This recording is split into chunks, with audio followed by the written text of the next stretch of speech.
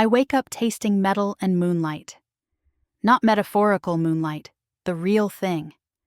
Cold and sharp, humming under my skin like I swallowed a star I didn't order.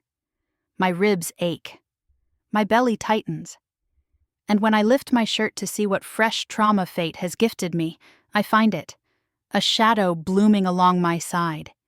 It looks like a bruise, but it isn't. It's shaped like curling vines, threads of silver and ink twisting together, crawling out from beneath my ribs toward the swell of my stomach, toward my baby. My breath snaps. "Rhett," I whisper. "Rhett!" He's beside me before the second syllable, big hand braced on the mattress, eyes already glowing. His gaze drops to my side, then to my belly. His jaw locks so hard the muscles jump. "What is that?" he growls. I wish I had an answer. "It wasn't there yesterday," I manage, "and it burns." The mark pulses once, like it's agreeing, and somewhere far away, under a different strip of sky, my sister Lena screams not with triumph, with pain, with fear. Because the bond between us, the one I never asked for, the one the ritual moon twisted, is bleeding out her magic, into me, my magic, into her. And the pup at the center of all of it shifts. If you believe some bonds are meant to be broken and others forged under impossible moons, hit subscribe and stay with me. This is part 2 of my story. The night the last ritual began. Chapter 1. You'd think after surviving rogues, branded monsters, an angry rival alpha, and discovering my magical ancestry, the universe would give me a break. Instead, it gave me a bruise that glowed. "Lie still," Rhett orders, voice low, dangerous. I glare at him from the pillow. "I'm pregnant, not a wounded tire." The mark pulses, ow. "Okay," I mutter. "Possibly also a wounded tire." He doesn't smile. He's shirtless, hair mussed, sweatpants hanging low on his hips, the kind of sight that would normally make my wolf roll over and preen. But right now he is all alpha no softness. No teasing, just raw, leashed panic. His fingers hover a breath above the bruise, not touching. "Does this hurt?" he asks. "Define hurt," I say. "Is, like someone soldering my soul, an option?" His eyes flash. "Why didn't you wake me sooner?" "Because it started as a faint tingle," I say. "I thought it was heartburn, or karma." The mark pulses again, tiny tendrils creeping another millimeter toward my belly. I flinch. Rhett swears under his breath and stands so abruptly the mattress dips. "I'm calling Lirael." "You don't call Lirael," I remind him. "She shows up when she's in the mood like a mystical cat." "Then I'll yell at the ceiling until she gets in the mood," he growls. He starts pacing, big and restless, shoulders tight, that scar along his jaw standing out pale and sharp. I watch him, heart twisting. Rhett Blackthorn, alpha of the Blackthorn Pack, leader of the Midnight Reapers MC, bane of every rival alpha within 100 miles, is helpless in the face of a bruise. Because it's on me, because it's spreading, because he can't punch this "come back to me," I say quietly. He stops mid-stride, turns. My chest tightens at the look in his eyes, like I'm the only stable point in his world and it's still not stable enough. He sits on the edge of the bed this time, not hovering. One massive hand cradles the side of my face, calluses scraping my cheekbone, thumb brushing gently along my jaw. "I'm right here," he says. "Your eyes are out there," I counter, tipping my chin toward the window, "already planning to murder someone." "Accurate," he admits, "but my priority is right here." His hand slides to my throat, fingers resting over my pulse. And here. My stupid heart flutters against his fingertips like it's trying to impress him. The bruise pulses again in protest. I swallow. "Might want to add here to your list," I motion to my side. "Before this becomes modern art." His jaw flexes. "Let me see it again." I lift my shirt slightly. The mark curls under my ribs like a half-finished tattoo made of shadow. Thin branches reaching outward, silver threads run through it, catching the morning light with an eerie shimmer. Rhett leans closer, nostrils flaring. "What does it smell like?" I whisper, because I've learned that matters now. His eyes darken. Fear, blood, old magic, a beat. And what? He hesitates. Lena, he says. My stomach lurches. My sister, I croak. You're sure? I'll never forget her scent, he says quietly. Corrupted moonlight, jealousy, and cheap perfume. A half laugh escapes me. Wow, romantic. His gaze softens a fraction. Your scent is better. Still pregnant, Omega Chic? Still home, he says simply. Why does he do that? Just toss out soft, devastating declarations like they're normal conversation? My eyes sting. I thought the bond broke, I whisper. That night in the clearing when I flared, I felt something snap. It did, he says, but you don't sever magic that old in one blow. Think of it like cutting a tree at the trunk. Okay. The roots are still in the ground, he finishes. They're still attached. They still feed something. Like my twin bond with Lena, I say slowly. It clicks into place with a sickening certainty, and now the roots are bleeding. The bruise pulses again. My breath stutters. Rhett's hand tightens around mine. I won't let it take you, he says. You keep saying that, I say softly. The moon and my bloodline have yet to RSVP. He huffs, somewhere between a laugh and a growl. Smart mouth. You knew that when you sniffed me, I remind him. His lips almost curve. Then the air shifts. It cools, thickens. The fire in the safe house hearth flares, flames turning pale blue for a heartbeat before settling back. Rhett tenses. His grip on my hand tightens. She's here, he murmurs. The pendant at my neck warms, gentle, familiar, like a hand on my shoulder. And then the corner of the room fills with silver light. Lyriel steps out of nothing, as if the moon forgot to tell the wall it wasn't a door. She looks the same as last time. Silver hair, eyes like bright frost, a gown made of shadows and starlight. But her expression is different, graver, sadder. My child, she says, it has begun. I try not to panic when ancient spirits lead with ominous declarations. Good morning to you too, I say weakly. We're noticing the new body art. Her gaze drifts to my side. Her features tighten. Rhett stands immediately, placing himself slightly in front of me, like he's not entirely convinced an ancestral moonkeeper can be trusted within arm's reach. Fix it, he says. Not asks, says. Lyriel's lips twitch. Alpha. Moonkeeper, he returns, tone flat. Her eyes soften around the edges. You have done well, protecting her better than most would have. Not good enough, he snaps. This shouldn't have happened. She turns fully to me. Mira, she says, do you feel it pulling? Yes, I whisper, like a siphon under my ribs. And like something is tugging from the other end. Lena, Lyriel says. Not a question. I swallow. Is she doing this? I ask. Is she trying to hurt me again? Lyriel's gaze is steady. No. No? Rhett echoes, incredulous. No, Lyriel repeats. Lena is not the one pulling, she is being pulled. The room tilts. By who? I whisper. By what? She corrects. The cult she bound herself to did not simply mark her. They rooted a ritual moon tether into her wolf. When your bond flared in the last confrontation, it weakened the anchor. Good, Rhett says. Bad, Lyriel counters. Because when the anchor broke from her end, she looks at my bruise, it reattached to you. I stare at the mark, throat tight. You're saying the ritual tether is on me now? She nods once. And through you, it is trying to reach your child. Ice washes through my veins, Rhett swears viciously. The hell it is, he snarls. The air vibrates with his power. The wards around the house shimmer. Reacting to his fury, Lyriel raises a calming hand. The tether is incomplete. For now, it is only draining you, weakening you, testing your limits. So, no pressure, I say faintly. Just a parasitic moonvine experimenting with my pain tolerance. Mira. Rhett's voice is sharp with panic.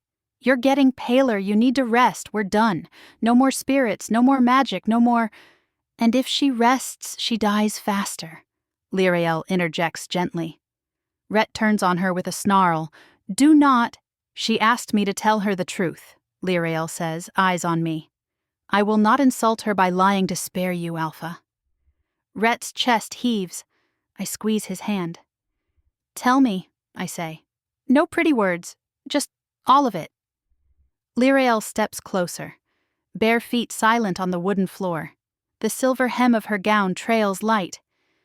There is only one way to fully break the twin bond between you and Lena, she says quietly. And only one way to uproot the ritual moon tether before it reaches the pup. My mouth is dry. Let me guess. It's not a cup of tea and a firm nap. Her lips tilt. No. Rhett stands unnaturally still. What is it? He asks. Lyrael's gaze holds mine. You must find the original Moonkeeper circle, she says, and perform the severing before the next full moon. He looks like he hasn't slept in days. Bad time? Darius asks dryly. Rhett bares his teeth. Always. What's going on? I call. Darius lifts a brow. You glowing again or just emotionally? Rhett growls. Talk. Darius steps inside, ignoring the rumble. His gaze drops to my side. He goes still. What is that? He demands. New fashion trend, I say weakly. Parasitic ritual tether chic. Very in this season. He swears in a language I don't know. Lena? He asks. Lena, Rhett confirms. Darius exhales, harsh and pained. I was afraid of that. Ridgewater's been restless. My hand tightens on the blanket. Sean? I ask. He's still pushing this?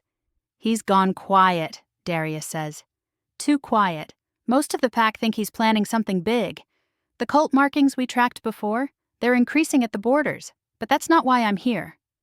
Rhett crosses his arms. Then spit it out. Darius looks directly at me. I heard something 2 nights ago, he says, near the old ridge. A howl that wasn't wolf and wasn't rogue. Sounded like the moon itself cracking. My heartbeat spikes. Lena? I whisper. Darius nods once. She's in pain, he says. And there's fear, raw, not performative. Whoever is running this ritual is pushing her past her limits. Guilt stabs clean through me. Good, Rhett mutters. Maybe she'll break before the ritual does. Mira will break first, Darius snaps, surprising both of us. Rhett's eyes flash. Watch your tone. No, you watch your denial, Darius fires back. Look at her, Blackthorn. She's fading. You think I came all the way here to be polite? I'm not fading, I say, but my voice doesn't exactly help my case. I'm dimming a little, like a lamp. Rhett turns back to me, and the devastation in his eyes nearly kills me. Lyrael says we have to get to the Moonkeeper circle, I say quickly. We have a fragment of the map. It points to Wolfveil Forest. Darius swears again. Of course it does. You know it? I ask. Yeah, he says grimly. I lost someone there. The room goes quiet. Guilt flashes across his face. He looks away. We don't have to do story time, I say gently. But if you know a path— I know the safest way in and the fastest way out, he interrupts. If there is such a thing. But the second we step into Wolfveil, we're on ritual ground. They'll feel you. I'm aware, I say. Rhett shakes his head. No, this is insane. She's not going into that forest. Darius looks at him like he's lost his mind. You think you can keep the ritual out by staying here? It's already in her. Rhett rounds on him. You think I don't know that? Then act like it, Darius bites out. The 2 alphas square off, power colliding in the room like thunderheads. The wards hum. My head throbs. Hey, I say loudly. They both look at me. Can we not measure your dominance levels while I'm being magically siphoned? I ask. Pick a wall and punch it later. For now, here's what's happening. We're going to the Moonkeeper circle. Rhett opens his mouth. I hold up a hand. I'm going, I say. You can either come with me, or you can stay here and be mad at furniture. Your call. But I'm not waiting around for the tether to reach the baby. His eyes burn. Mira, No, I say softly. I have been running and hiding and surviving my whole life. I'm done reacting. I'm done letting other people drag me between packs like a prize. I place my hand over my belly. The pup shifts again, stronger this time.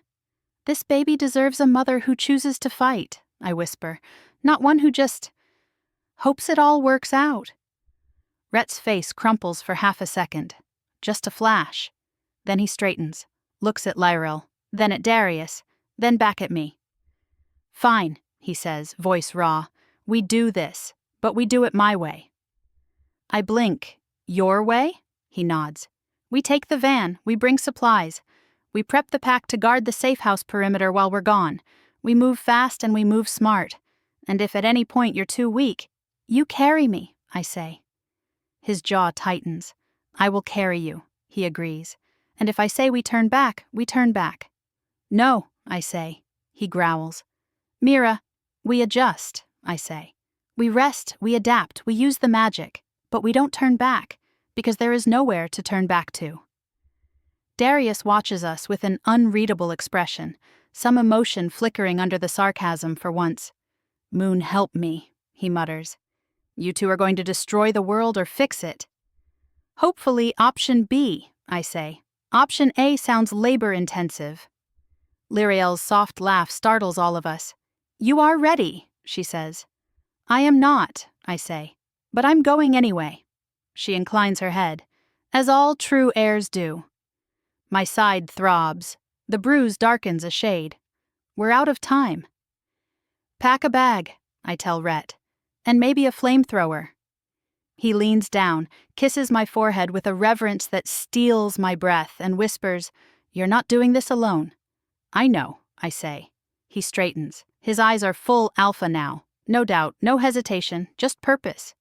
Darius, he says, gear up. We leave at dusk. Darius smirks faintly. You're taking me with you? I'd rather bring you than leave you here unsupervised, Rhett says. And you know Wolfveil. Darius inclines his head, fair. He glances at me. You sure about this, Mira? He asks, voice unexpectedly soft. No, I admit, but I'm going anyway. His lips twitch. That's what makes you dangerous. He heads for the door. Lyril's form already begins to fade. Wolfveil, she says, follow the moon where it feels too bright. That is where the circle waits. I'll have more questions later, I warn her, possibly written, possibly in all caps. Her eyes crinkle with something like affection. I will be there, she says. When you step into the circle, I will be waiting. And then she's gone. The safe house is just a house again. Rhett squeezes my hand once, hard. I'm not losing you, he murmurs. I look down at the ink-silver mark creeping along my ribs, at the curve of my belly, at the man willing to walk into a cursed forest because I said I had to. No, I say quietly, you're not. But the real question is, can I save my sister without losing myself? Because somewhere, miles away, under a moon I haven't seen yet, I feel Lena's fear spike like a needle, and I hear her voice, faint, broken, threaded through the tether. Mira, please, I didn't mean for it to go this far. Would you risk your life to save the sister who nearly destroyed it? Tell me in the comments. Chapter 2. Rhett insisted I eat before we left, which, considering the festering, soul-siphoning bruise creeping across my ribs, felt like the definition of misplaced optimism. But I sat at the kitchen table anyway, chewing a granola bar like it was stale cardboard while Rhett and Darius turned the safe house into a military staging ground. Maps, knives, gear, the works. Rhett stalked between counters with the intensity of a man preparing to fight a god, or punch one. Hard to say with him. Darius, however, leaned casually against the wall, because of course he did, cleaning a hunting knife with lazy precision. You know, he said, flicking a glance at my bruise, most wolves with ritual tethers don't stay this conscious. Wow, I deadpanned. Are you flirting or diagnosing? Rhett growled immediately. Darius! What? Darius shrugged. I'm genuinely impressed. She's running on half a soul and still cracking jokes. It's coping, I mutter, and if either of you offer me ginger tea or breathing exercises, I will throw this granola bar. Darius lifts both hands. Wouldn't dream of it. Rhett, however, sets a cup of tea on the table anyway. I stare at him. He stares back. Drink it, he says. I narrow my eyes. You learn nothing.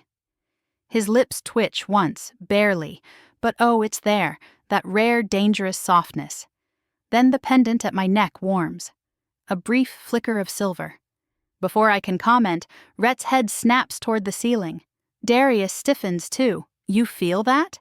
Rhett says, voice low. The ward's just dropped a few degrees, Darius replies. Magic shift. I swallow the rest of the granola bar. Is she coming back? I whisper. Lyriel? The light in the room dims, shadows stretching across the walls like ink. And then, she emerges. Not through the door, not from the window, from the spaces between the air.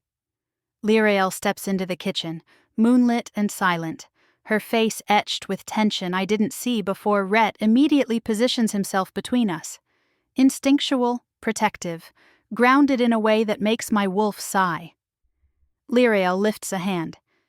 Peace, Alpha. I am not here to harm. You're never here to make things easier either, Rhett growls. Not my function, she says. Darius coughs. Love this dynamic really soothing. Rhett ignores him. Why are you back? I ask softly. We already know where we're going. Yes, Lyriel replies, but you do not know when. A cold shiver crawls up my spine. When? Before the sun sets tomorrow, she says. If you do not reach the threshold of Wolfveil Forest by then, the tether will reach your child. My breath freezes. No, Rhett snarls. No, she's stable, she's eating, This is not a mortal sickness, Lyriel interrupts gently. It does not follow your logic. The bruise burns beneath my shirt, a sharp pulse that steals my breath. I grip the edge of the table until my knuckles ache. Darius watches me with a rare expression. Fear. Mira, Lyriel says, stepping closer, her voice softening. I know you are afraid. I nod, just once. Your sister, she continues, is not the enemy, not fully. I know, I whisper. I feel her. She's hurting. Because the ritual is using her as the root, Lyriel says. It is feeding on her pain to reach you. My throat tightens. Then I have to save her. Rhett turns sharply. No, you have to save yourself. You have to save our pup. Our. That single word strikes me again, warm and steady. You can't save her if you don't survive this, he whispers. I look up at him. His jaw is clenched, his hands shaking, his eyes full of a truth I'm not ready to face but can't avoid. He is terrified for me, for the baby, for the future he's been quietly building in the edges of our small, fragile world. I know, I whisper. He sinks to his knees in front of me, like the weight of it finally hit him. Mira, he says, voice breaking. I can't lose you. I won't. I don't care what magic is involved or what ancient prophecy you inherited. I will not watch you die. The room goes still. Lyriel lowers her gaze, as if giving us privacy. Darius shifts awkwardly in the corner, pretending he isn't witnessing something sacred. My fingers touch Rhett's cheek. You won't lose me, I whisper. You won't. You can't promise that. I can promise I'm not giving up. His eyes lock with mine.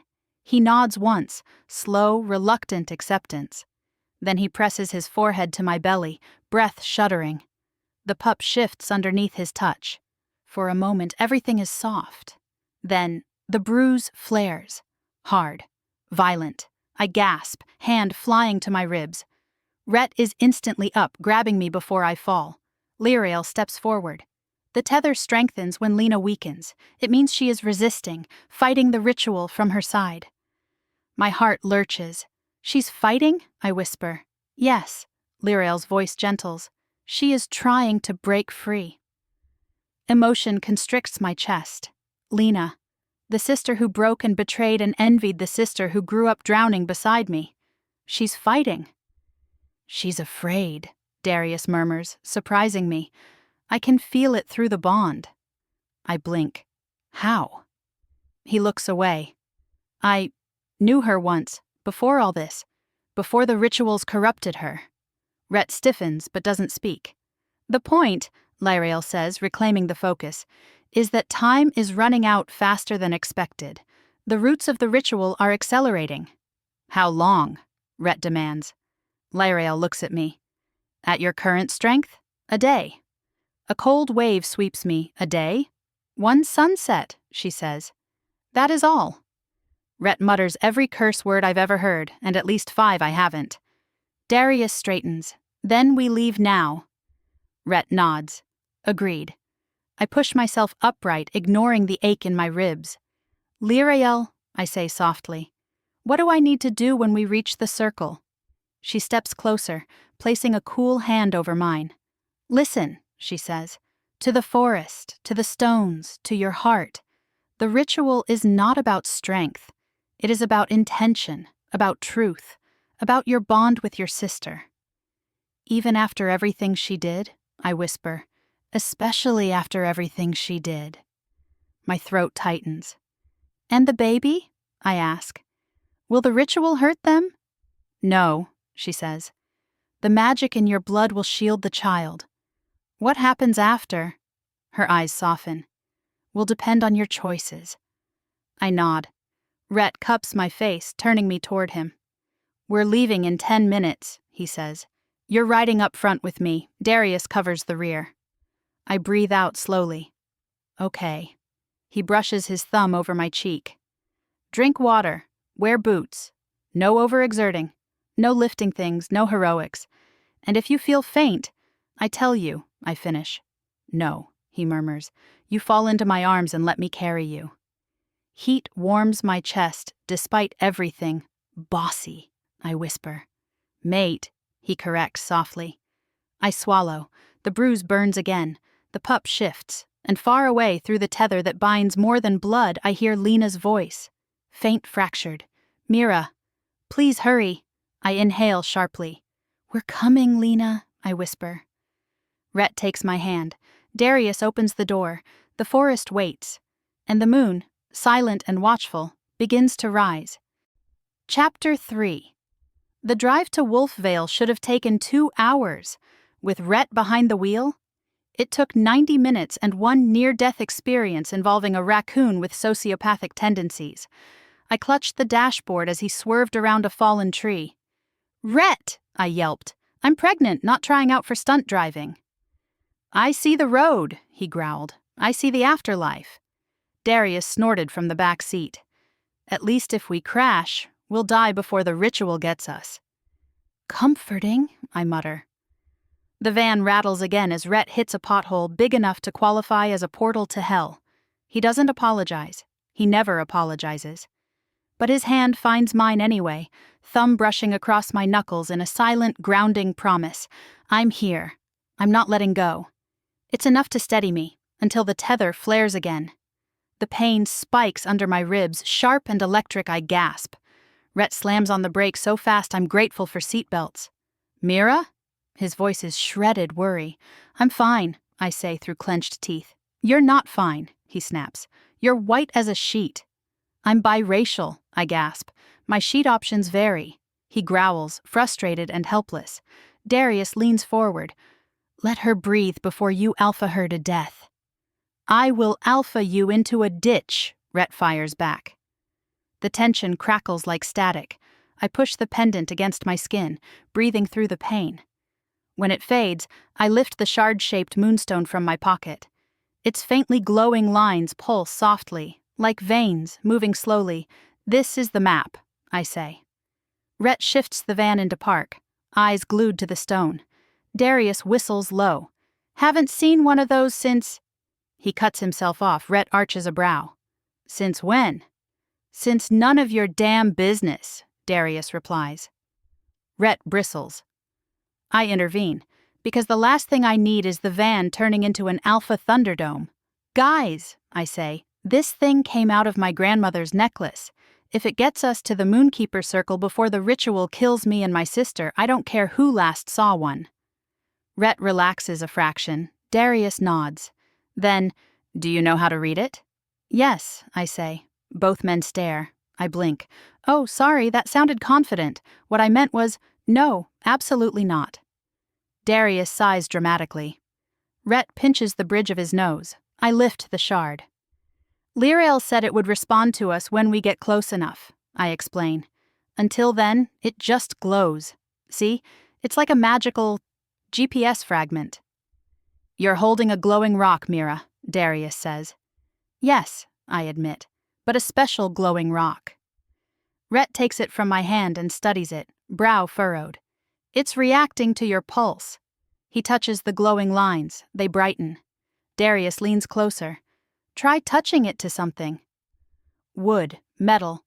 Rhett presses it lightly against the dashboard. Nothing. Then I try it against the window. Nothing. Finally, I lift it toward my pendant. The second it gets close, whoom! Light bursts across the shard, lines racing over its surface like lightning veins, rearranging into symbols. Rhett jerks forward. "What the—" Darius's eyes widen. "It's activating!" The light expands, lines forming a shape. A circle, then branching paths, then a forest outline. I inhale sharply. "Wolfveil," I whisper. Rhett nods slowly. "It's a map of the outer ring." "And those lines," Darius leans in, pointing, "those are ritual paths, designed to confuse regular wolves. Only moonkeepers could see the real one." I squint at the glowing patterns. "What about me?" I ask. "I'm a moonkeeper heir. Can I see the real path?" Rhett takes my hand gently and presses my palm against the stone. The entire map shifts at once. Lines dissolve, reform, split, twist. What remains is a single glowing path, straight, narrow, leading toward the center of the forest. Rhett exhales. "That's it. That's the true path." Darius nods. "Then we follow it." But before we move, the shard flickers. Once, twice, then projects something new, a small glowing mark near the outer edge of the forest. Rhett frowns. "What's that?" I lean closer. The mark flickers into a symbol. Not a tree, not a landmark. A wolf silhouette. I swallow. "Lena," I whisper. Darius stiffens. Rhett's hands curl into fists. "She's there," I say, "near the entrance, waiting or trapped." Rhett grabs the wheel again. "We move," he says, voice low and lethal. "Now!" I nod. But before I can put the shard away, something else happens. The symbol of Lena flickers again, and this time, a second shape appears beside her. A tall figure, sharp, dark, holding chains. My blood chills. "Who is that?" I breathe. Darius goes rigid. Rhett's jaw works, fury in every line of him. "That," he says, voice razor-edged, "is Sean." Sean, the man who wanted my child. The man who tried to break his own son. The man who poisoned his pack with ritual magic. My stomach twists, not from the tether, from fear, anger, resolve. "He has Lena," I whisper. Rhett looks at me, then, really looks. "You want to save her?" he asks quietly. "Yes." "You still believe she deserves that?" I nod. "She's my sister, and she didn't choose this." His eyes soften, painfully, beautifully. "Then we save her," he says. "Together." Darius mutters under his breath, "This is going to get us all killed." Rhett glares at him. "You can stay behind." "Please," Darius scoffs. "And miss the chance to watch you make terrible decisions for love?" Rhett growls. I clutch the shard tightly. The glowing path pulses. The symbol of Lena flickers, dimming, like she's losing strength. "We're running out of time," I whisper. Rhett shifts the van into drive. "Buckle up," he says darkly. Then, "We're going into Wolfveil." Chapter 4. The trees change first. I feel it before I see it. The shift in the air, like the forest inhaled and forgot how to exhale.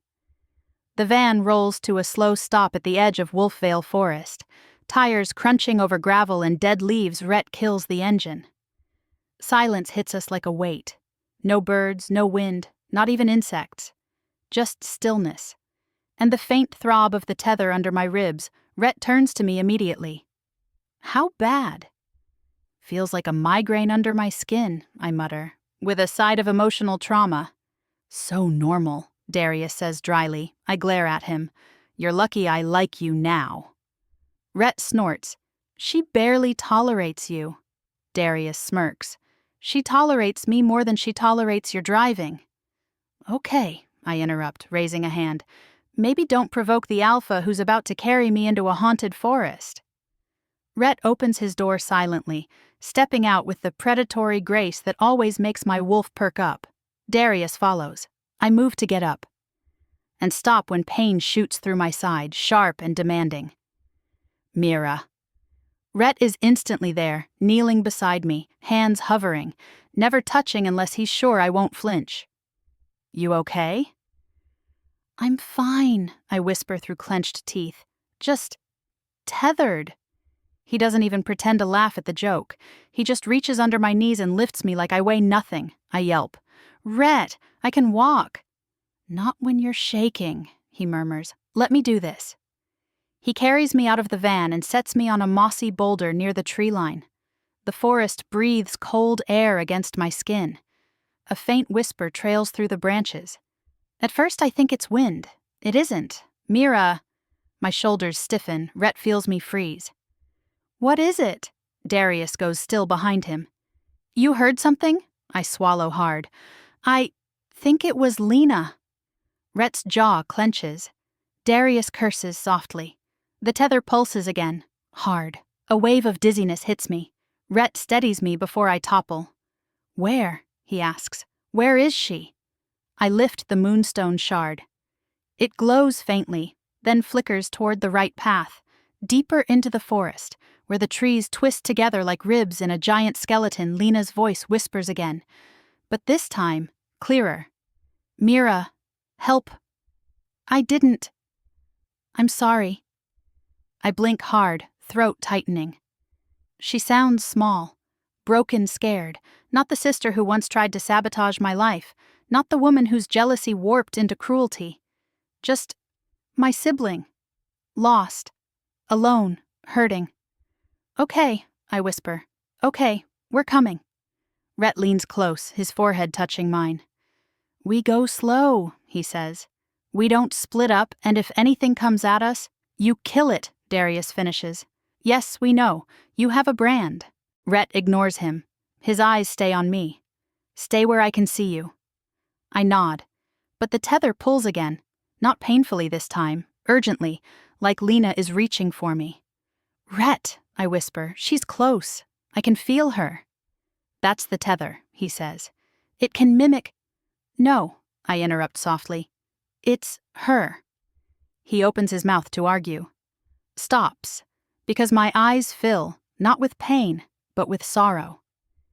Darius steps beside us, expression tight. We're at the edge of the ritual boundary. Her emotions travel through the tether better here.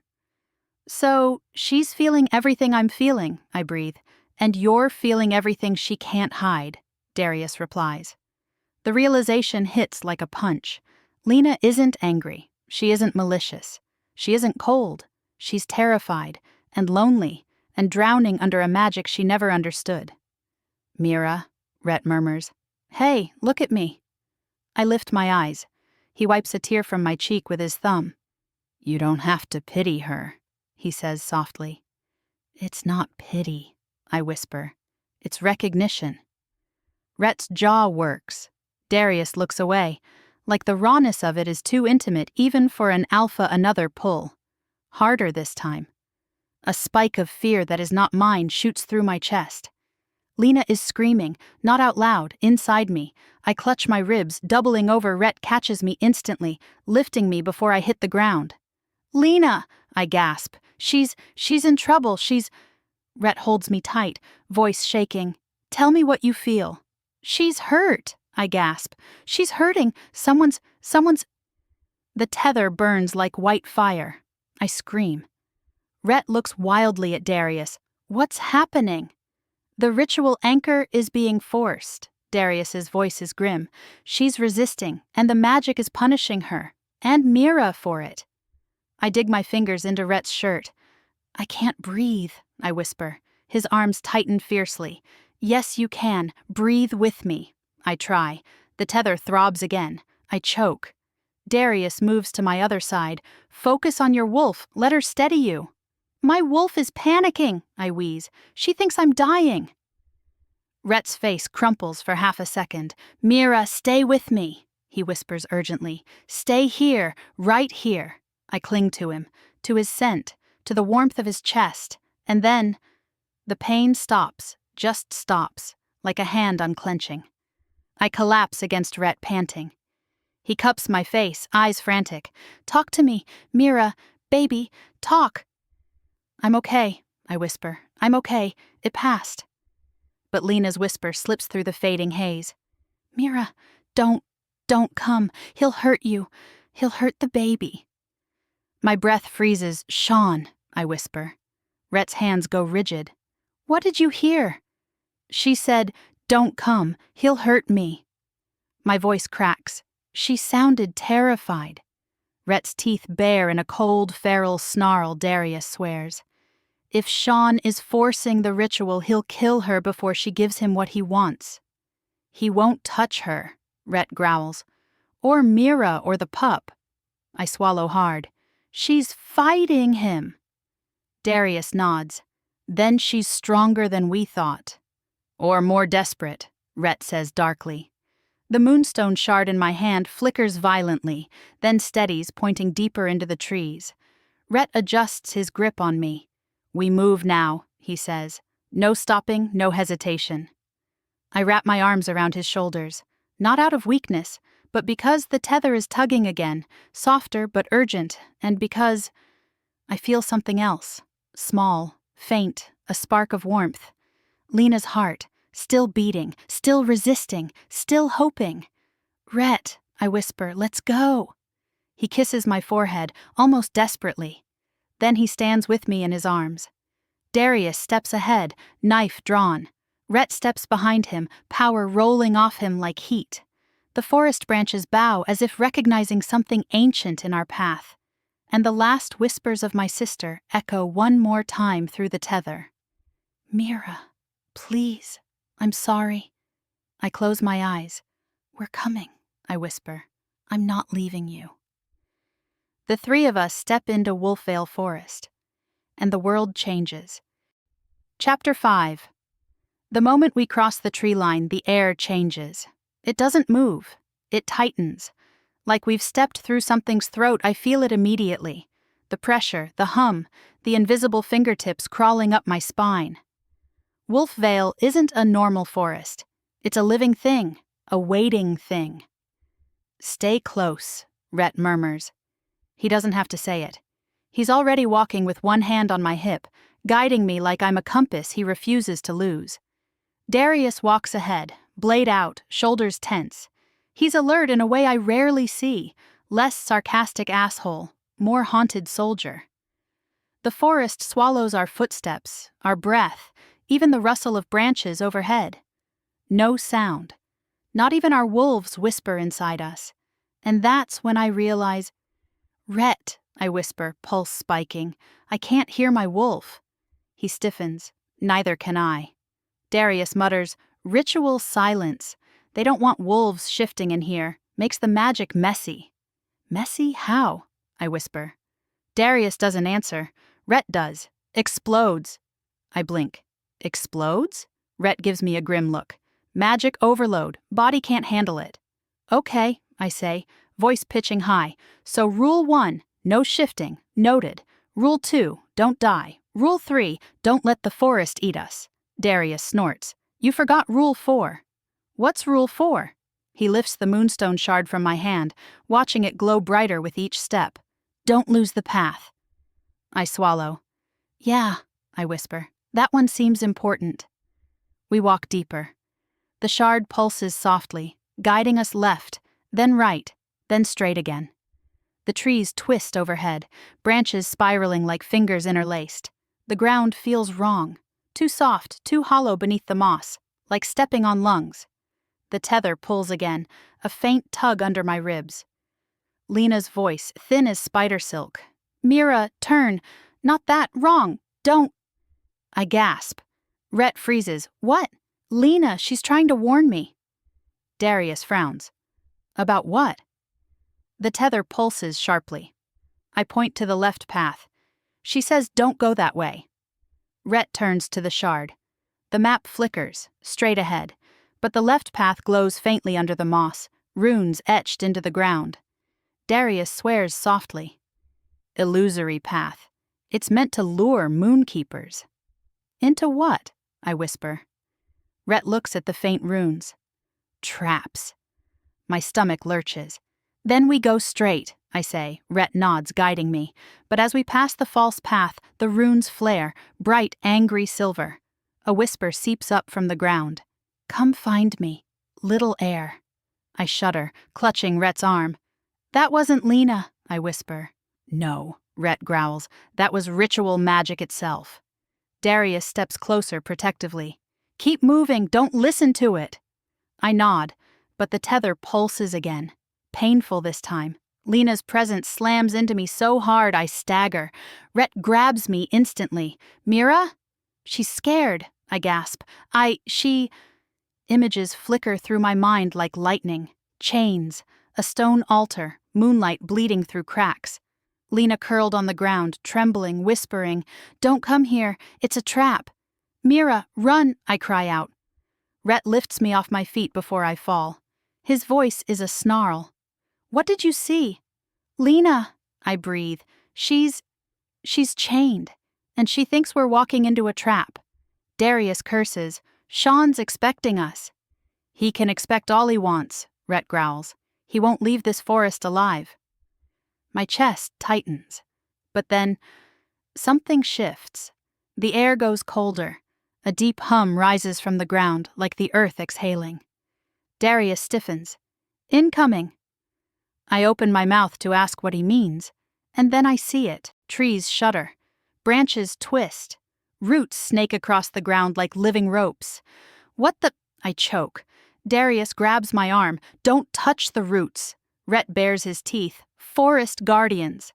"They're alive!" I scream. "No," Darius says. "Worse, they're enchanted." One root lashes toward me. Rhett lunges, pulling me backward. Darius slashes another before it wraps around my ankle. The forest groans, ancient, angry. "We need to run," Darius shouts. "Now!"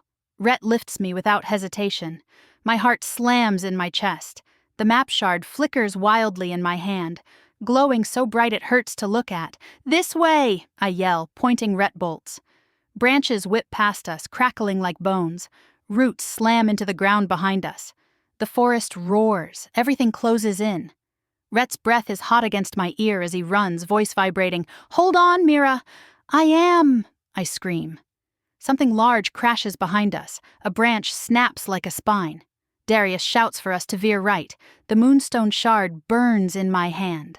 A glowing path opens beneath our feet, just long enough for Rhett to sprint across it. Then, silence. We burst into an open clearing. I'm gasping, shaking, clutching Rhett so tightly my fingers ache. Darius collapses against a tree, panting. "We made it." Rhett sets me down gently. He cups my face, eyes wild. "Are you hurt?" "No," I whisper, "just terrified." His forehead drops to mine. "Don't scare me like that," he growls softly. "I didn't plan it," I say weakly. He exhales shakily. Then, the tether pulls again. Soft, weak, fragile. A whisper brushes the back of my mind. "Mira, I'm here. Please, hurry." Tears burn my eyes. "She's close," I whisper. "Rhett, Darius, she's so close." Darius turns his head, listening, and for the first time his voice is gentle. "Then let's go to her." Rhett pulls me close. "Stay beside me," he murmurs. "I'm not letting you out of my sight." I nod, because the tether pulses one more time, and Lena's voice, broken but hopeful, whispers, "I'm sorry. I'm waiting. Please, don't leave me alone." The forest breathes around us. The path glows, and together, we walk deeper, toward the sister I once lost, toward the truth I've been afraid to face, toward the ritual that will decide all of our fates. Chapter 6. The clearing doesn't look like a clearing. It looks like a wound. The forest breaks open around us, trees leaning outward as if something pushed them back. The ground is scorched in spirals, blackened in perfect geometric lines. Moonstone shards glitter like broken teeth scattered across dead leaves. Rhett stops first. Darius stops beside him. I take one step forward and nearly collapse. Because she's there, because she's real, because she's alive, my sister. Lena. She's slumped against a jagged stone pillar, wrists shackled with silver chains engraved in ritual runes. Her ankles, too. Her hair, once glossy, perfect, HD shiny, hangs in tangled ropes around her face. And the corruption, oh God.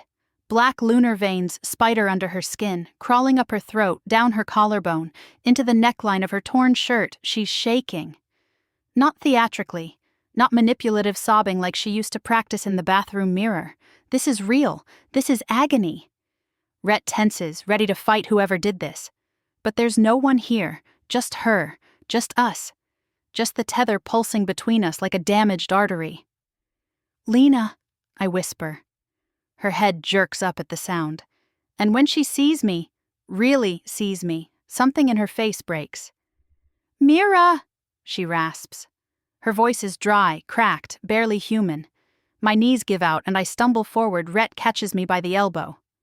Slow. I need to, I choke. I know, he says quietly. But slow. Darius moves ahead of us, scanning the clearing with the tactical paranoia of someone who's seen too many ambushes. He touches a rune on a nearby stone and winces. Magic still active, he mutters. Be careful. I don't care. Not really. Not when Lena lifts her head again, tears carving shaky paths down her filthy cheeks. Mira, she whispers, voice breaking. I didn't know it would be like this. My throat closes. Rhett stays glued to my side, hand hovering at my back, eyes scanning every tree like he's ready to kill the forest itself. But he doesn't stop me when I kneel in front of her. Lena flinches back, not from me but from shame. I reach toward her. She shakes her head. No, she whispers. Don't touch me. I'm dirty. I'm wrong. No, I say softly. She sobs once, an ugly, gasping sound. Then, I'm so sorry. The words crack like a bone. My breath lodges in my throat. I wasn't prepared. Not for this. Not for her voice sounding like someone who's been punished for every emotion she's ever had. Not for her looking at me, not with jealousy or venom, but with fear, real fear. Mira, her eyes dart to my belly. Is the baby okay? A lump forms in my throat. Yes, I whisper. She nods in relief, then curls inward, trembling. It's my fault. I didn't know. The ritual Sean, he said if I didn't help, they'd kill you. I freeze. The world tilts. What? Rhett snarls, stepping closer. Darius stiffens beside him. Sean coerced her? Lena sobs harder. He told me I didn't deserve the life you had. That if I didn't make you fail the Luna trials, he'd exile you, alone, weak, pregnant. Rhett's growl vibrates the stones. Darius swears under his breath. Classic emotional blackmail. Ritual Moon does that. Lena squeezes her eyes shut. He told me Mira would survive anything, but her breath hitches. I wasn't strong enough. I wasn't perfect enough. I wasn't enough for anyone. My heart cracks. Lena, she chokes. I wanted what you had. I wanted to feel chosen. I wanted to feel like I mattered. Her voice collapses to a whisper. I didn't know they'd chain me. I didn't know they'd tether us. I didn't know it would hurt. Her words disappear under a scream. She arches, body bowing painfully against the chains as the ritual anchor pulses through her. I cry out and grab her shoulders. Rhett drops to his knees beside me, hand steadying my waist. Mira, careful! The chain! I don't care, I snap. She's hurting. Another pulse ripples through the tether. I feel it. Like fire through bone, I almost collapse. Rhett pulls me into his chest, shielding me with his body. Mira, stop! This tether is killing you too. But Lena shakes her head wildly. No, she sobs. Don't leave me. Please, please don't. Please, I'm sorry. I don't want to die. Something inside me shatters. Something old. Something raw. Something that has lived under my ribs since childhood. The part of me that always wanted a sister who chose me instead of competing with me. I cup her face. Her skin is hot with fever. I meet her eyes. And for maybe the first time in our lives, she looks at me without masks. Just pain, just fear, just truth. I know, I whisper. I know you're sorry. I know you didn't mean for it to go this far. She sobs harder. I stroke her hair.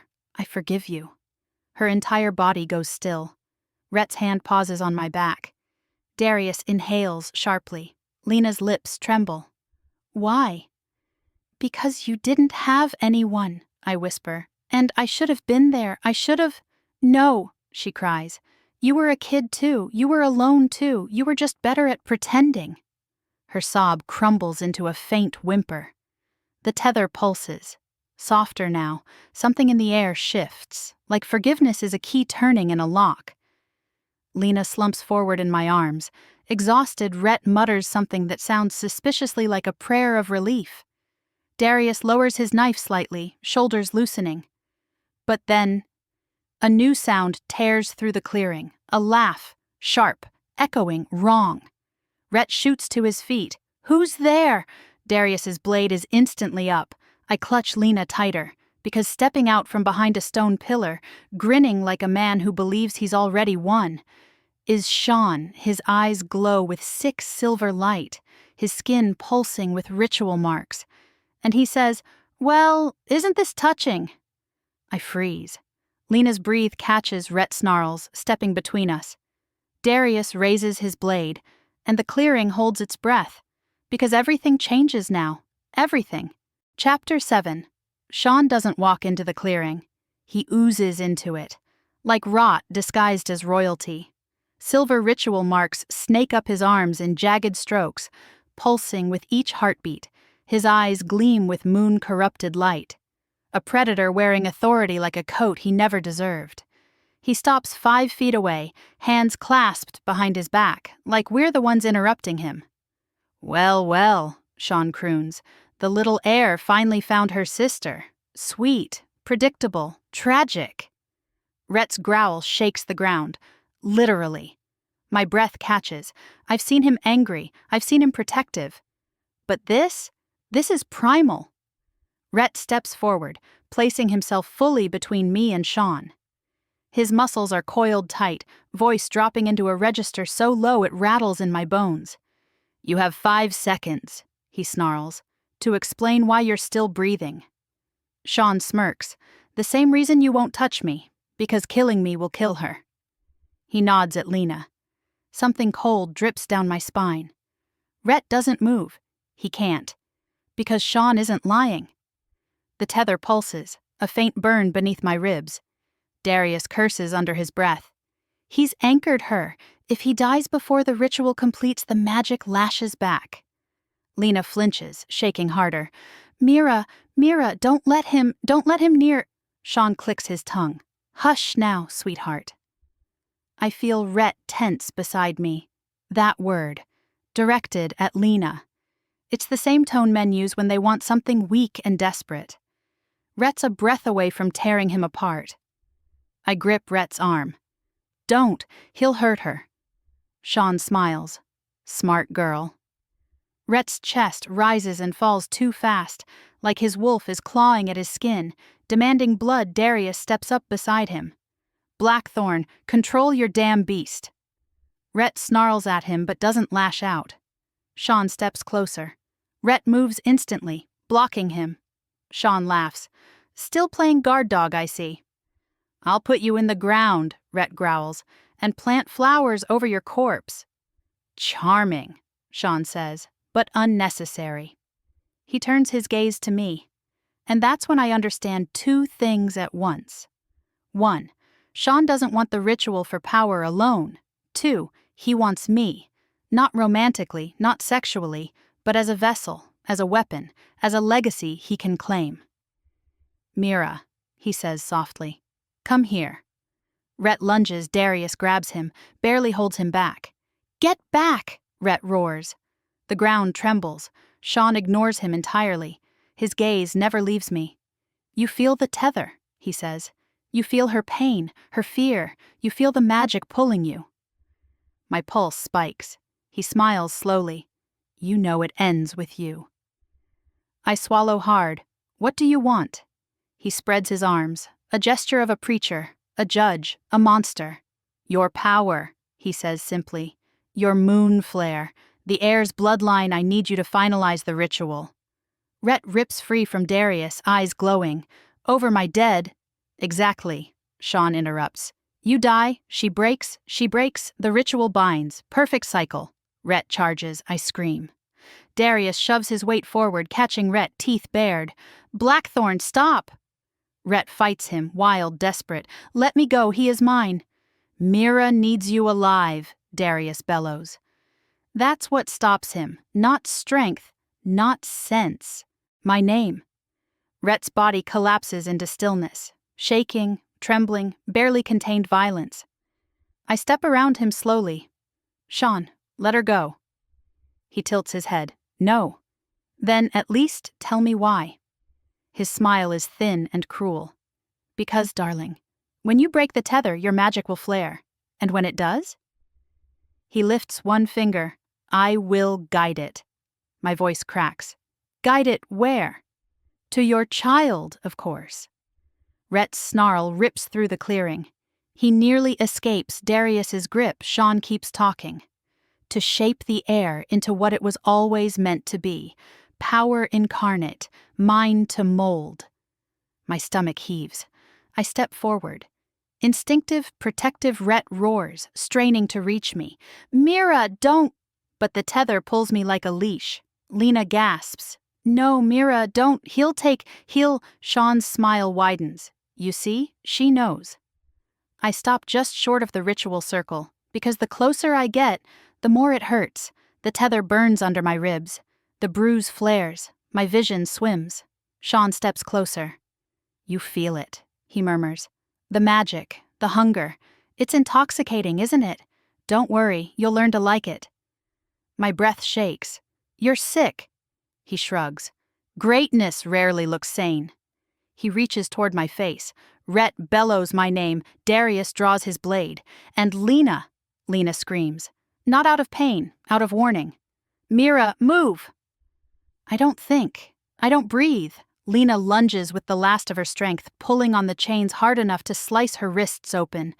The silver glow explodes outward. A shockwave hits the ground. I'm thrown back into Rhett's arms.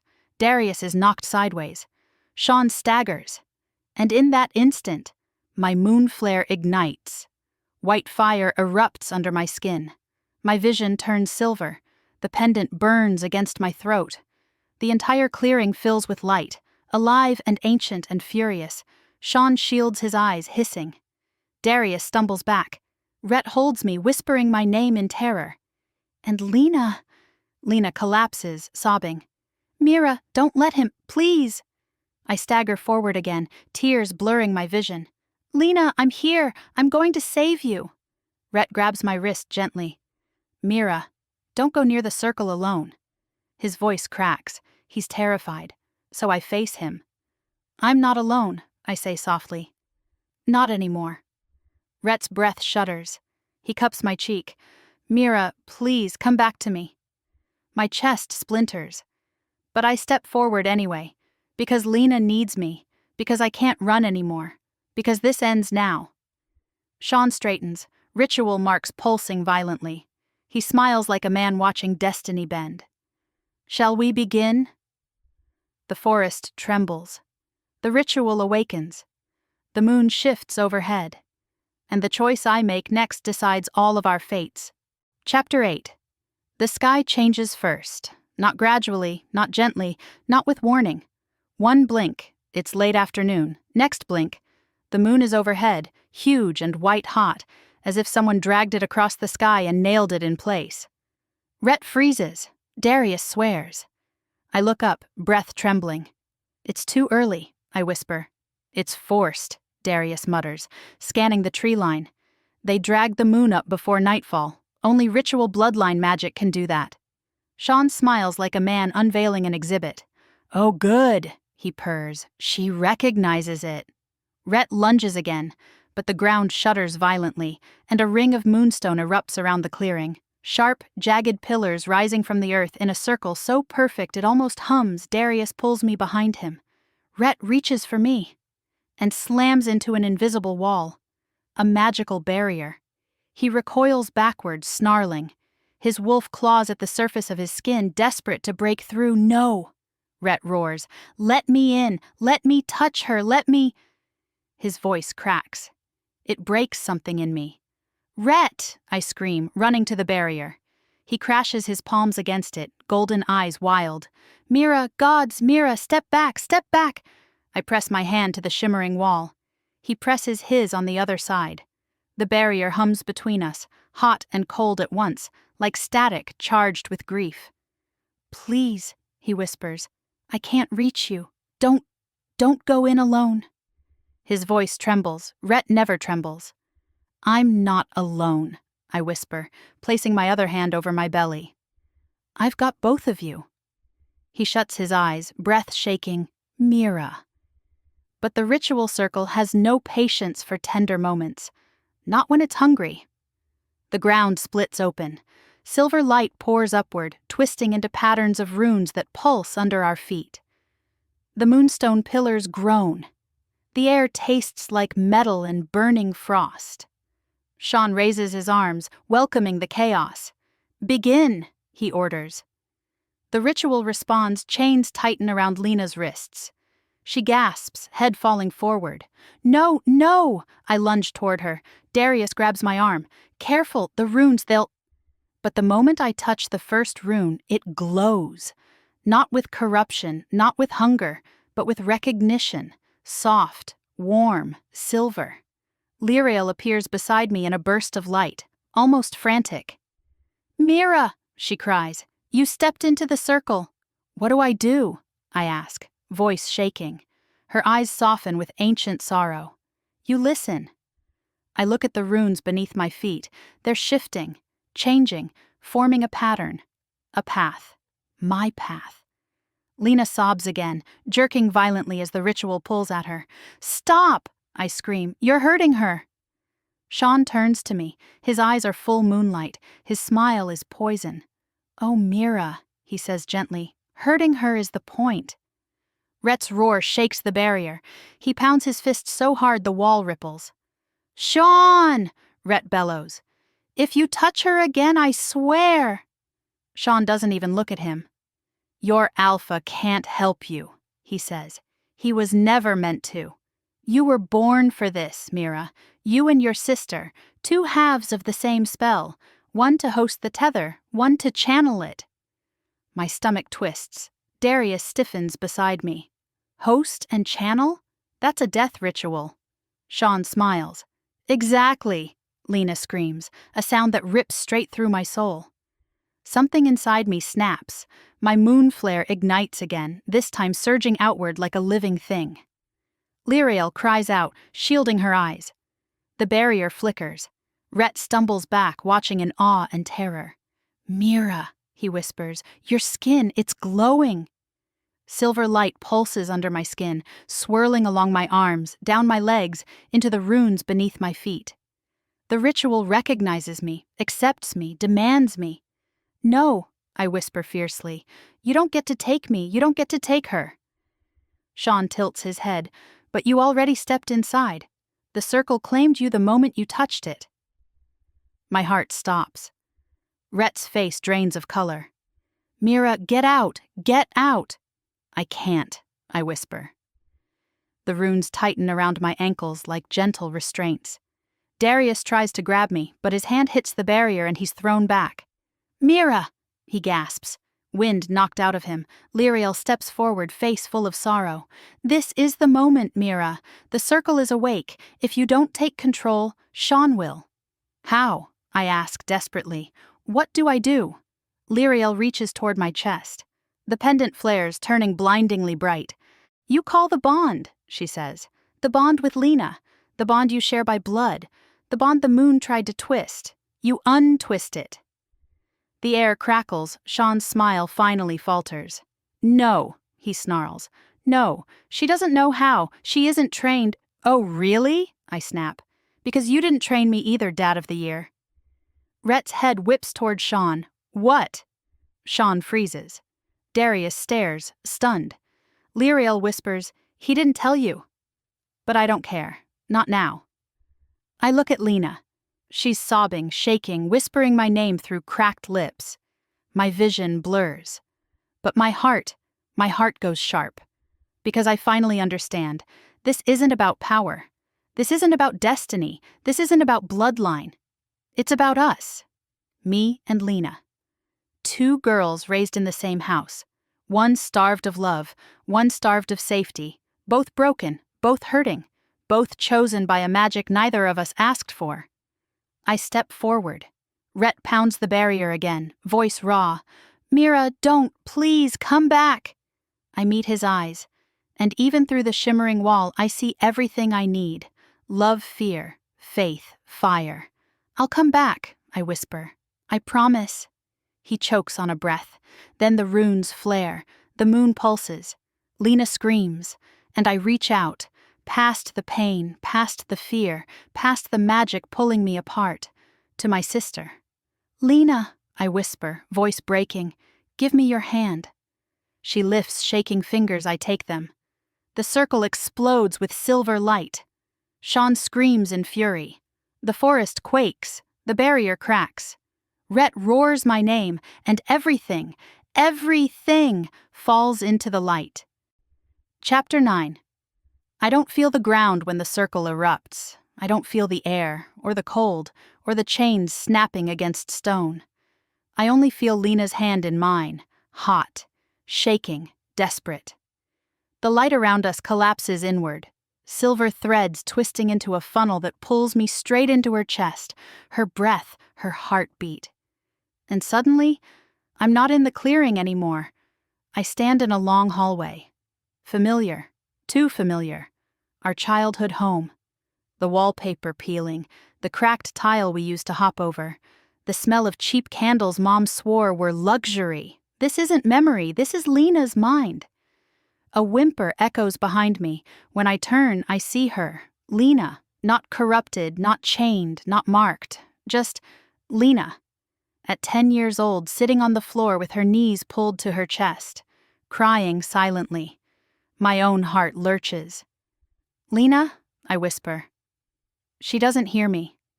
Because this isn't the Lena chained to a ritual pillar. This is the Lena who learned to fracture herself long before magic did it. Her younger self stares at a closed door, the one to our father's office.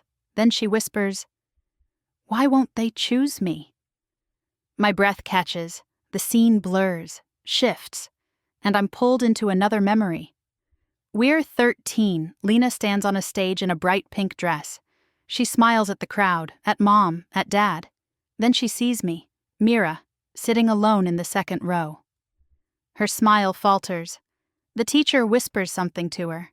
She lifts her chin, performing harder, but her eyes keep darting to where I sit, in a dress borrowed from a neighbor, 2 sizes too big.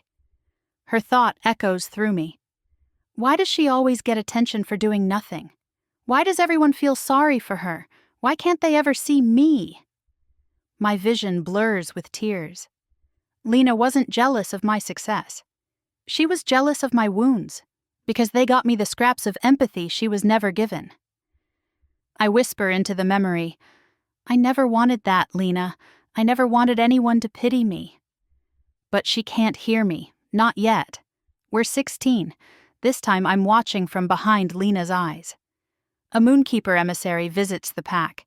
He examines us one by one, me, then Lena. When he touches me, the air ripples. Magic whispers around us. He smiles faintly. when he touches Lena. Nothing. No ripple, no wonder, no recognition, only disappointment. Her stomach sinks. Then the emissary whispers to our parents, "The younger one carries the bloodline, the elder does not." Lena's heart cracks. I feel it happening. Her first fracture. Not jealousy, grief. She wasn't chosen. She wasn't special. She wasn't the heir. But they didn't tell me. They told her. They expected her to keep the secret, to swallow it, to pretend she didn't watch destiny walk past her and into her sister's hands. "Oh, Lena," I whisper. My chest aches. No wonder she ran to Sean. No wonder she clung to anyone who told her she mattered. She wasn't a villain. She was a starving heart in a world that fed me crumbs and left her nothing. This memory hurts differently. Lena is 19, sitting at the edge of the Ridgewater training grounds. Sean approaches her, voice soft, smile warm. He sits beside her, tells her she's beautiful, talented, powerful, tells her the pack is blind, tells her if she follows him, he'll help her find her truth. She laughs nervously, her cheeks flush. And then, in a whisper only she hears, he says, "You could have been heir if not for Mira." My stomach twists. He saw her wounds, and he fed them. He fed her insecurities like a wildfire. He gave her praise with one hand and poison with the other, pulled her into the cult, slowly, lovingly, manipulatively. "Lena," I whisper, "you didn't stand a chance. He groomed you." The memory Lena bites her lip, looking toward the pack house. "I just wanted someone to choose me." And that's what Sean used. Choice. Or the illusion of it. This one is sharp, violent. I jerk into it like being thrown. Lena lies on a stone altar, wrists held down by ritual priests. She's trembling. "This wasn't the deal. Sean, please." He shushes her, stroking her hair like she's a frightened child. "It won't hurt." He lies. She screams when the tether is carved into her arm. Magic sears through us both. She sobs, begging him to stop. "Mira needs me," she cries. "I need to go to her. She'll understand. He tightens the restraints. "She will never choose you," he hisses. "She will never see you, but I do." Lena sobs harder, and then he brands the twinbond. My body convulses with the memory. The moment the magic hooks into her wolf, she screams for me, not to hurt me, not to sabotage me, but because she wanted me. She wanted her sister, and she believed I'd abandoned her. My tears spill freely. "Oh my God," I whisper. "Lena, no, I didn't know any of this." Her voice echoes through the dreamscape. "Mira, I'm sorry." And then everything collapses. I hit the ground on my knees. Rhett yells my name. Darius shouts something. Sean curses, realization slamming into his face. But I barely register any of it, because Lena is looking at me. Her eyes, once corrupted, now flicker with raw human emotion, fear, guilt, hope, love. "Mira," her voice breaks. "I'm sorry, I'm so sorry. I didn't mean for any of this. I wanted to matter." I crawl to her, shaking, heart torn wide open. "You do," I whisper fiercely. "You mattered to me. You always did. I just didn't know how to show it." She sobs, whole body shaking. The tether pulses between us. Not with pain now. With recognition. With forgiveness, Lyriel appears behind us, expression full of holy sorrow. "This is the moment," she says softly. "You have seen her truth. She has seen yours. The tether lives on pain, but it breaks on compassion." Sean snarls, "No, stop!" He races toward us. Rhett slams into the barrier, roaring. Darius flings himself in front of Sean, blade flashing. But they're background noise, because this is between me and Lena. I grip her hands, warm, shaking, alive. "You are my sister," I whisper, voice steady despite the tears. "And I choose you." The tether flares, a surge of silver fire curling around our wrists. Lena sobs. "Mira, I never wanted to be your enemy." "I know." The magic rises. Lirael lifts her arms, ancient power echoing around us. "Speak the truth," she says softly. My voice trembles. "I forgive you," Lena sobs harder. "And I free you." She lifts her chin, tears streaming. "I let you go," she whispers. The tether ignites. A brilliant explosion of silver light bursts from our joined hands, racing up our arms, spiraling into the sky. Sean screams, "No, no, no!"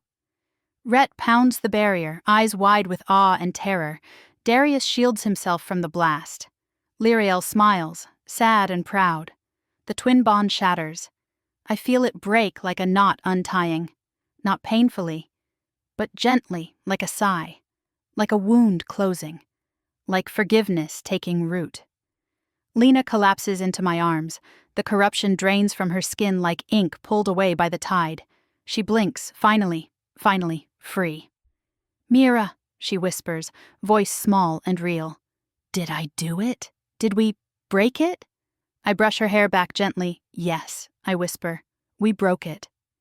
The circle cracks. The moon shudders. The ritual collapses. And Sean looks at us with pure, seething terror. Because his anchor is gone. His control is gone. His ritual is dead. And for the first time, he realizes he's lost. Chapter 10. For one heartbeat, everything is still. The kind of stillness that comes just before a world-ending explosion. Lena slumps against me, breathing hard but alive. The tether is gone. The air feels lighter. Hope flickers at the edges of the clearing. Then Sean screams. Not a human scream, a ritual scream. A magic-torn howl that rips the air open like a jagged tear. Rhett's head snaps toward him, eyes blazing. Darius takes a defensive stance. Blade lifted, Sean's ritual markings burst into frantic, pulsating light, like they're searching for the anchor they just lost. "No, no, no, no!" Sean shrieks, clutching his chest. "You stupid girls, you ruined everything. The ritual was mine. Mine!" The ground trembles. Lirael's face tightens. "The ritual backlash. It's beginning." "What does that mean?" I ask shakily. She looks at me with the grave sorrow of someone who's watched centuries of disasters. "It means whatever was meant to be absorbed will now be released." Rhett snarls from behind the barrier, "Someone get me in there!" The barrier crackles, stronger, like it's feeding off Shion's panic. Darius slashes at it. Sparks fly, but nothing gives. Sean collapses to his knees, clawing at his own chest. His markings writhe like living serpents. "This was not how it was supposed to go," he howls at the sky. "She was mine. The air was mine. The child. Every instinct in me freezes. The child. He means my child. A spike of protective fury rips through my body. "No!" I gasp. "Oh God, no!" Something deep inside me twists, hard. Pain shoots across my belly. My breath shatters. Rhett's face goes white. "Mira!" His voice isn't human. It's a broken roar. I double over. The world tilts. Not tether pain, not ritual pain, not magic pain. Something worse, something deeper, something inevitable. "Oh, goddess," I whisper. Rhett. Lirael steps forward, hand over her mouth. "It's begun." "What's begun?" Darius demands, backing toward me.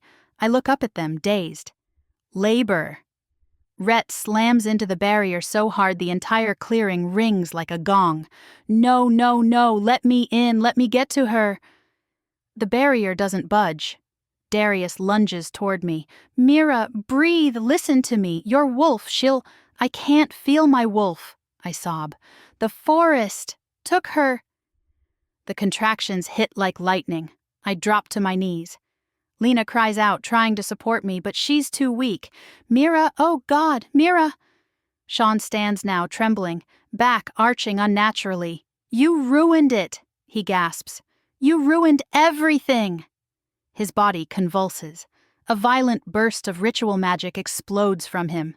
Shrapnel of silver energy ripping through the air, Darius throws himself over me and Lena, taking the brunt of the shockwave. He screams as shards of magic tear across his back. "Darius!" I cry. He grits his teeth, slumping protectively against me. Rhett roars louder than the ritual itself. His fists bleed from pounding the barrier. His voice breaks open, raw and desperate. "Mira, baby, please, please, hold on!" The barrier flickers, but doesn't break. Another contraction slams through me, harder, sharper, I scream. Rhett screams with me. The ritual storm grows violent. The moon pulses unnaturally bright, forcing itself lower, casting a ghost-white spotlight over the circle. Lena kneels beside me. Her hands hover over my belly without touching. "The child is Moonborn," she whispers. "Magic is responding to the birth. It will be chaotic, fast, dangerous. You must hold on, Mira." I can't," I choke. "You can," she says firmly. "You were chosen for a reason, not by destiny, by resilience."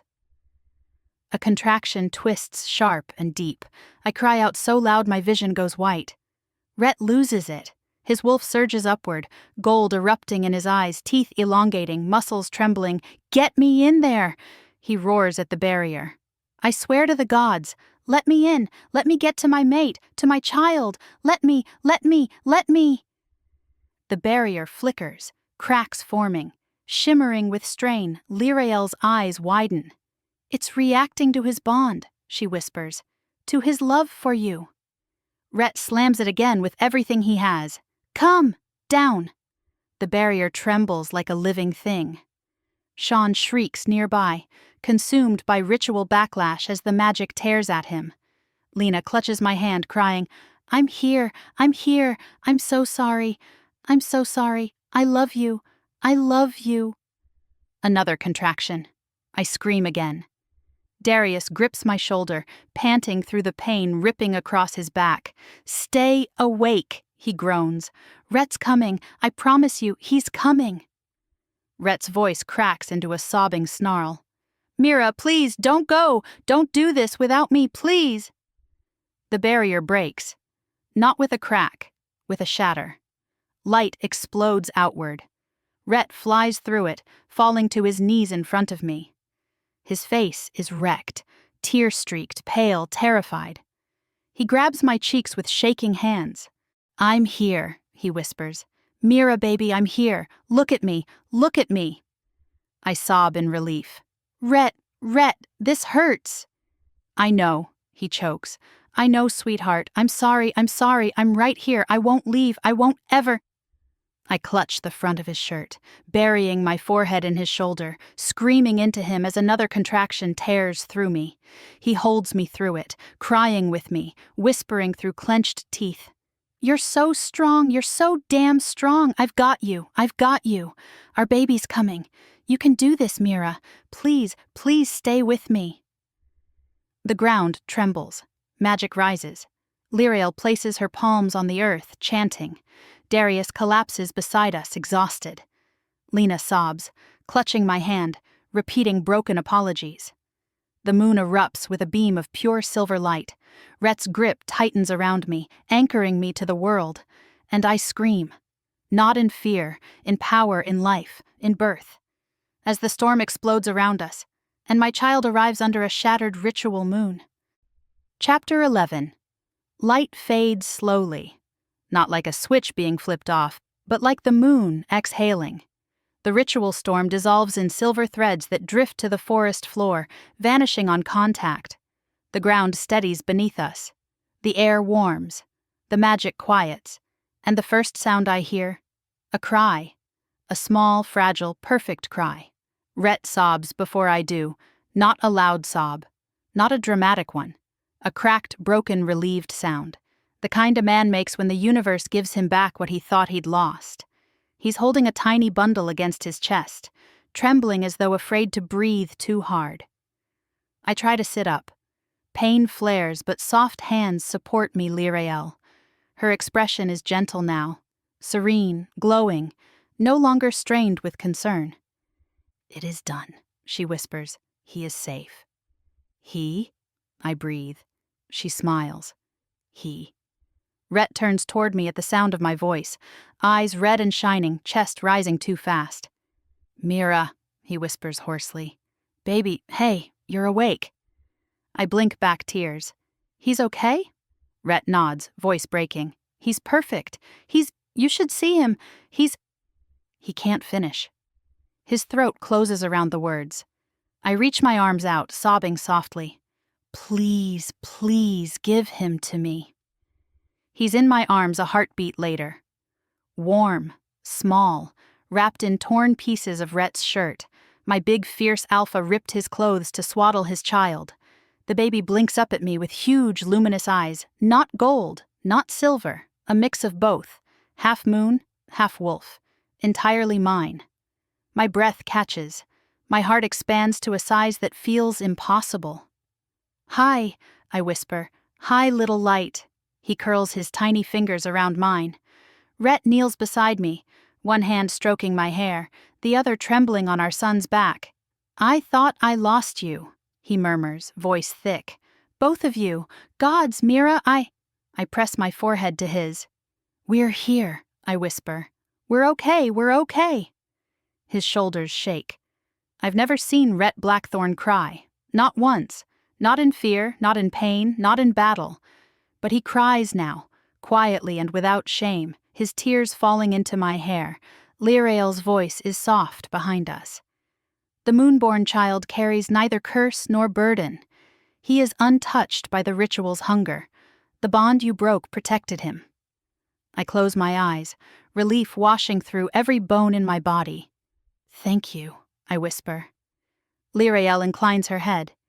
You saved yourselves, not fate, not me. She steps back, fading gently into the trees. Rhett presses another trembling kiss to my forehead. Then, a small sound to our right breaks the moment. A gasp, a choked sob. Lena. She's sitting up now, freed from the chains, leaning against a stone.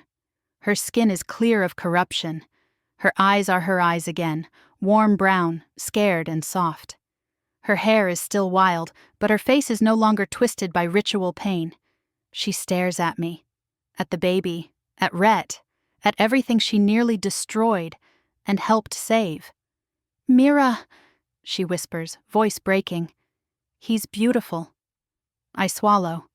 She looks fragile, not physically but emotionally, like she expects me to tell her to leave, to curse her, to say every wound she caused out loud. But I don't. I can't. Not after seeing her memories. Not after hearing her screams. Not after feeling her break and rebuild in my arms. Come here, I whisper. She recoils at first. No, I don't deserve. Come here, my voice cracks. She crawls forward, knees shaking, until she's beside me.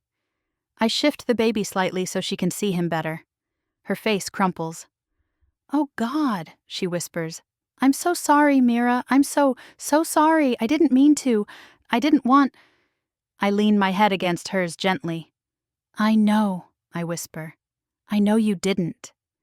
Her tears drip onto my shoulder. I was jealous, she chokes, of everything, of the magic, of the attention, of your strength. I thought if I hurt you, I could feel something. You were hurting, I say softly, and he used that. She nods, sobbing. I let him because I didn't know who I was without being his pawn. I reach up with trembling fingers and wipe a tear from her cheek. You're my sister, I whisper. You were mine before he ever touched your life. She breaks, collapsing fully into my shoulder. Rhett watches us silently, not with anger, but with softness, respect, maybe even peace. Darius limps over, blood drying on his back. Everyone alive? He mutters. Rhett smirks. Barely. Lena sniffles. You okay, Darius? He shrugs. I've had worse. A beat. Not many worse, but still. I laugh, half sob, half breathless relief. The baby stirs at the sound. Rhett places his hand on his tiny back immediately, soothing him with a low rumble from his chest. He's got your nose, Lena whispers. Rhett blinks. He does. I look down, and I swear, he does. Oh, I breathe, he does. Rhett actually smiles, wide and real. The kind of smile that heals places inside me I didn't know were wounded. Unsteady footsteps approach from behind. I turn my head. Sean, he's barely standing. The ritual marks are fading, burned out by backlash. He is weak, cracked, ruined, but alive. Rhett's smile vanishes. He stands in front of us slowly. Darius raises his blade. Lena tenses behind me. Sean stares at us with a warped expression. "You think you've won?" he rasps. Rhett lets out a laugh devoid of humor. "Oh," he snarls, "I know I have." Sean's eyes flick to me, to the baby, then to Lena. His lip curls. "You ruined everything," he spits at her. "You could have been great, powerful, you could have—" Lena stands. She steps in front of me, and she says, voice clear and steady, "I choose myself." Sean freezes. Lena lifts her chin higher. "And I choose my sister." Rhett's chest expands with pride, not for Lena, but because he knows those words mean she's healed somewhere deep inside. Then Lena smiles, small and sorrowful. "And I choose to walk away from you forever." Sean snarls. Darius steps forward first, voice low and dangerous. "You try to follow her and I'll end you myself." Rhett adds, "If she ever sees your face again, I'll rip it off." Lirael's fading voice drifts from the tree line. "His power is gone. The forest will deal with him now." Sean staggers backward. He runs. The forest swallows him whole. Lena watches him disappear and exhales shakily. "Good riddance." Rhett kneels beside me again. He places his hand over mine, the one cradling the baby. "Welcome home," he whispers into my hair, and for the first time, it feels true. Chapter 12. The forest looks different on the way out. Still ancient, still powerful, still full of secrets, but no longer hungry, no longer reaching with roots or whispering from between the branches. It breathes, slow, contented, like a storm that finally emptied itself. Rhett walks beside me, one arm wrapped firmly around my waist, the other supporting our newborn son tucked against his chest. He's protective in a way that's warm, not suffocating. His presence feels like a shield and a blanket at once. Darius walks ahead of us, limping but refusing help. Lena walks at my other side, quieter than usual, but lighter, softer, sincere. Every few steps she glances at the baby. Every time her eyes shine, she looks younger, not by age, by spirit, as if forgiveness took 10 years off her life. I lean into Rhett. He presses a kiss to the top of my head. "You sure you're okay?" he murmurs. "I'm sore," I admit, "but happy." He exhales shakily, like he's been holding that breath for days. "I thought I lost you, both of you. When you went into labor, when the barrier, when I—" His voice breaks. I place my hand over his. "You didn't lose me," I whisper. "You never will." He kisses my hair again, gentle, reverent, almost disbelieving, as if he still can't fully believe I'm alive in his arms. The Blackthorn safe house feels like a different world after everything.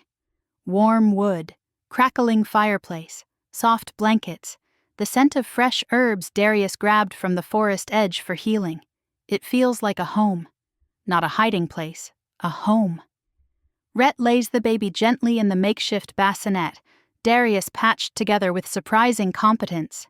"He's sleeping," Rhett whispers, staring down at him with awe. So much awe. My heart aches watching him. A dangerous alpha. Ruthless, scarred, feared by half the packs, completely undone by an 8-pound bundle that fits in one giant hand. "He looks like you," Lena murmurs softly. Rhett smirks. "Poor kid." I shove his shoulder. "Stop, he's perfect." "He is," Lena agrees. "He's everything." Her voice trembles. I reach out and take her hand. She squeezes mine back. "I know I can't undo what I did," she whispers. "But I can spend the rest of my life doing better if you'll let me stay." Rhett glances at her. Not with distrust, with consideration. Darius lifts an eyebrow. "Sure she won't stab us in our sleep?" "Darius!" I hiss. "What? It's a fair question." Lena glares weakly. "I would never hurt them again." He softens. "Just a little." "I know." Rhett steps closer, voice low and steady. "You want to stay?" he asks her. Lena nods. Yes, but not because you need me, because I need to learn who I am when I'm not hurting people I love. Rhett considers her a long moment. Then he says, You can stay, under one condition. She swallows. What? You protect Mira and the baby like they're your own blood. She nods instantly. I already do. Emotion swells in my chest. Rhett places a hand on her shoulder. You're welcome here. Lena breaks into tears, soft, disbelieving tears, and folds into me in a trembling hug. I hold her back. No resentment, no shadows, no poison. Just two sisters finding each other again. Darius clears his throat. Well, look at us, one big traumatized family. I laugh, exhausted but full. Lena snorts. Darius, please, you'd miss us if we kicked you out. I would not, he lies quickly. Yes, you would, we say in unison. He looks offended, then rolls his eyes. Fine, maybe a little. After Lena drifts off to sleep on the couch, and Darius heads outside to scout, aka hide with his emotions, Rhett and I sit together by the window. The moon is full and gentle now. Not forced, not corrupted, just beautiful. Rhett pulls me gently onto his lap. I curl against him, exhausted. He wraps both arms around me and whispers, I love you. My breath catches. He said 1,000 gentle things, 1,000 protective things, 1,000 broken whispers into my hair. But that is new. I love you too, I whisper against his throat. He exhales, a soft, shaky sound like a man finally letting go of every fear he's been carrying. He presses a long kiss to my shoulder, lips warm and steady. You saved your sister. He murmurs it like awe. You carried our son through a ritual battlefield. You held the forest at bay. You forgave what most people would destroy. I blush. I'm not a hero, Rhett. You are, he insists softly. You're my hero. That warmth spreads in my chest again. The baby stirs softly in his cradle. Rhett's voice lowers further. What should we name him? I smile into his neck. We? Yeah, he whispers, we. I look over at our son. Adelan, I say softly. Rhett blinks. Adelan? It means born under the moon's mercy. I swallow. He earned it. Rhett holds me tighter. Adelan Blackthorn, he murmurs. A perfect name. A strong name. A name for a boy born from pain and miracle. He kisses my forehead. It's perfect. Later that night, we're all gathered around the fire, Lena sitting cross-legged on the floor, sleepy but peaceful. Darius leaning against the wall, arms crossed, pretending not to smile. Rhett on the couch behind me, my back pressed to his chest, his arms around me and the baby. The fire crackles, warm, safe, healing. Lena lifts her head. Mira? Yeah? She swallows. Thank you, for not giving up on me. I reach out and take her hand again. Thank you, I whisper back, for coming back. Rhett tightens his arms around me. Darius mutters, Somebody better say something funny before I choke on all this emotional bonding. Lena throws a pillow at him. He catches it without blinking. Rude. The baby yawns. Rhett kisses the top of my head. And in that moment, under the peaceful moon, in a tiny cabin full of chaos, forgiveness, and new beginnings, I realize something, for the first time in my life. I'm not surviving, I'm living. I'm loved. I'm home. Epilogue. 1 year later.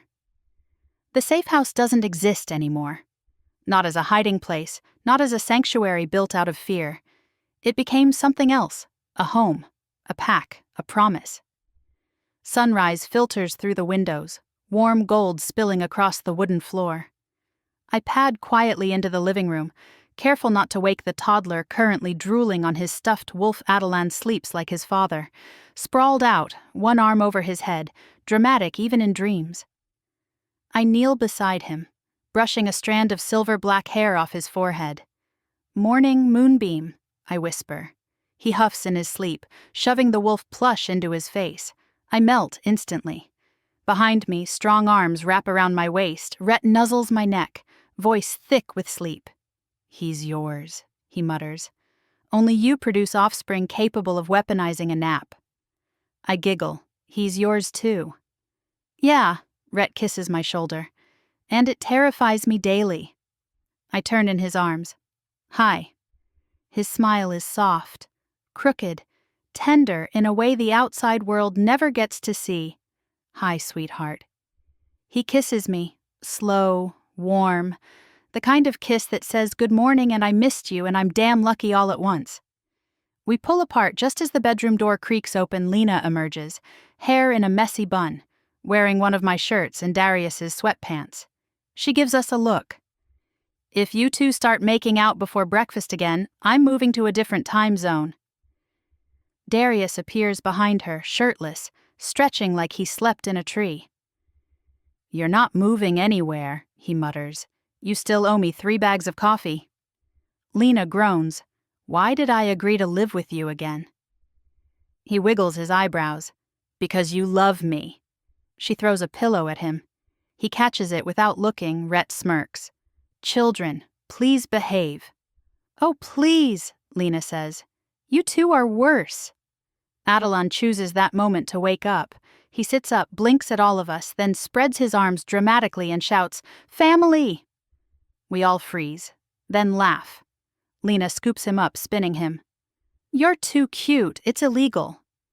Darius ruffles his hair. Mini menace. Rhett sweeps our son into his arms, lifting him high. "Alpha in training," he declares. Adelon giggles wildly, kicking his little legs. I watch them, my son, my mate, my sister, our friend, in this tiny living room that once held fear and uncertainty. Now it holds us. All the broken pieces we stitched together, all the wounds we healed, all the love we rebuilt. I step closer to them, heart swelling. Rhett pulls me in with one arm, tucking me against his side while balancing Adelon on the other. "You okay?" he asks quietly. I nod. "I'm perfect." He brushes his lips against my temple. "You're more than perfect," he whispers. Adelon leans between us, squishing our faces together in an enthusiastic toddler hug. "Mommy! Daddy! Kiss!" We burst into laughter, and we do. Because why wouldn't we? We survived magic and monsters, betrayal and broken bonds, the kind of darkness that eats worlds, and yet, here we stand, whole, healing, happy, together, under a moon that finally feels like a blessing, not a warning. And as Rhett lifts me and Adelon both into his arms, spinning us in slow, joyful circles, I realize something simple and beautiful. After midnight, we rise, together, always. Thank you, truly, for staying with this journey from beginning to end. If you felt the heartbeat of this story, the love, the redemption, the survival, the healing, then don't forget to hit subscribe so you're here for the next adventure. Drop a comment. What was your favorite moment between Mira, Rhett, Lena, and baby Adelon?